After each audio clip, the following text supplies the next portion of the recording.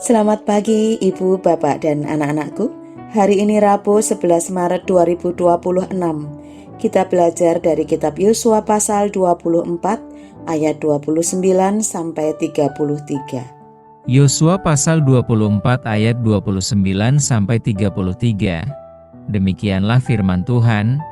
Dan sesudah peristiwa-peristiwa ini, maka matilah Yosua bin Nun, hamba Tuhan itu, ketika berumur 110 tahun. Lalu ia dikuburkan di daerah milik pusakanya, di Timnat Serah yang di pegunungan Efraim, di sebelah utara Gunung Gaas.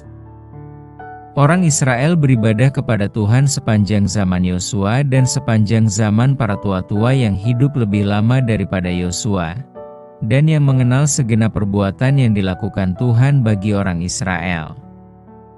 Tulang-tulang Yusuf, yang dibawa orang Israel dari Mesir, dikuburkan mereka di Sikhem, di tanah milik yang dibeli Yakub dengan harga 100 kesita dari anak-anak Hemor, bapa Sikhem, dan yang ditentukan bagi Bani Yusuf menjadi milik pusaka mereka. Juga Eleazar bin Harun mati, dan dia dikuburkan di bukit yang diberikan kepada Pinehas, anaknya itu, di pegunungan Efraim. Tema kita, jejak seorang hamba yang setia.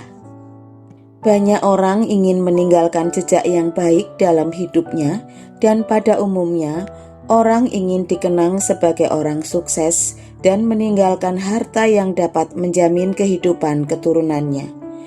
Apakah kita pernah berpikir untuk meninggalkan jejak iman dan spiritualitas yang menginspirasi generasi setelah kita?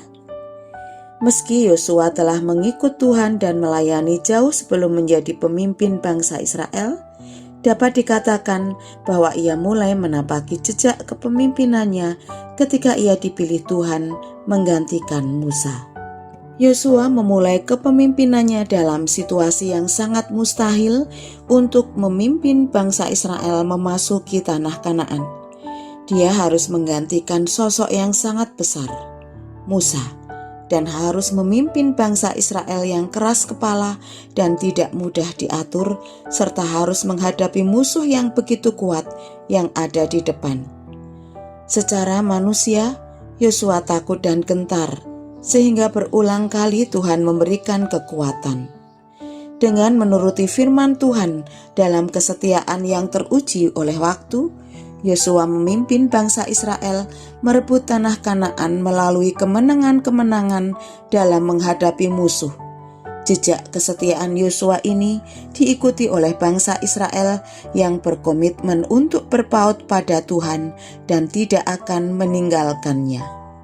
Jejak kesetiaan Yosua membuahkan hasil yang sangat luar biasa, yaitu bahwa orang Israel beribadah kepada Tuhan semasa hidup Yosua. Hal ini tidak hanya menunjukkan penghormatan kepada Tuhan, tetapi juga kepada Yosua, hambanya yang setia. Yosua meninggalkan dunia ini dengan jejak yang baik, yaitu meletakkan dasar-dasar iman dan melayani hanya kepada Tuhan sampai akhir. Sekarang jejak apa yang akan kita tinggalkan kelak?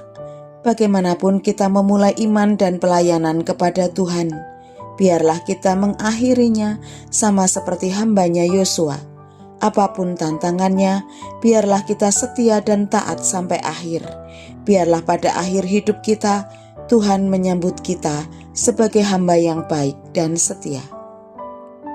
Mari kita berdoa. Puji syukur kami haturkan kehadirat-Mu ya Allah, atas berkat penyertaan dan kasih Tuhan yang boleh kami rasakan dalam kehidupan kami, baik saat kami merasa bahagia ataupun memiliki banyak masalah dalam kehidupan kami. Kami merasakan tangan Tuhan yang kuat yang menyertai kami.